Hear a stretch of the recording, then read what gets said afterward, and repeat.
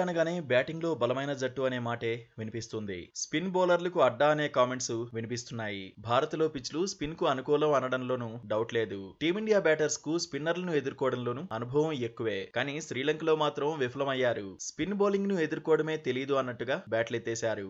టీమే batting బలహీనతను బయటపెట్టుకుంది. Series opener లో ఓ దశలో 75 పరుగుల వరకు టీమిండియా వికెట్ కోల్పోలేదు. కానీ ఆ తర్వాత సీన్ మారిపోయింది. చూస్తుండగానే వికెట్లు కోల్పోయింది. 57 పరుగుల వ్యవధిలోనే 5 వికెట్లు పోయాయి. రెండో వన్డేలో 97 పరుగుల వరకు వికెట్ కోల్పోలేదు. ఆ తర్వాత 146 పరుగులకు చేరుకునేసరికి 6 వికెట్లు పోయాయి. డూ ఆర్ డై మూడో వన్డేలో రోహిత్ శుభారంభమే ఇచ్చాడు. క్రీజ్ లో ఉన్నంతసేపు ఆకట్టుకున్నాడు. కానీ లంక స్పిన్నర్ల ధాటికి 73 పరుగులకే సగం వికెట్లను టీమిండియా కోల్పోయింది. ఆ తర్వాత వికెట్లు రెగ్యులర్ గా పడ్డాయి. చివరకు 138 పరుగులకే టీమిండియా పరిమితమైంది. దాదాపు 27 సంవత్సరాల తర్వాత శ్రీలంకతో సిరీస్ ను కోల్పోయింది. లంకపై వరుసగా 11 సిరీస్లు గెలిచాక 12వ సిరీస్ ను సొంతం చేసుకోలేకపోయింది. దీంతో భారత బ్యాటింగ్ పై విమర్శల బౌన్సర్లు కురుస్తున్నాయి. ఒక్క మ్యాచ్ 2 మ్యాచ్లు కాదు 3 మ్యాచ్ల్లోనూ ఇలా బ్యాటింగ్ ఆర్డర్ పేకమేడలా కూలిపోవడం ఏంటని మాజీలు అంటున్నారు. లంకను టీమిండియా చితక్కొడుతుందనుకుంటే రోహిత్ సేన దారుణంగా విఫలమైందని అంటున్నారు.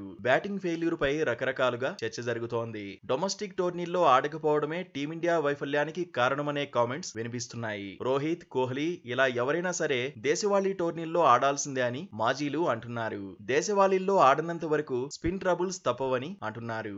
డొమెస్టిక్ టోర్నీల్లో ఆడితే స్పిన్నర్లను ఎక్కువగా ఫేస్ చేసే అవకాశం ఉంటుందని అంటున్నారు.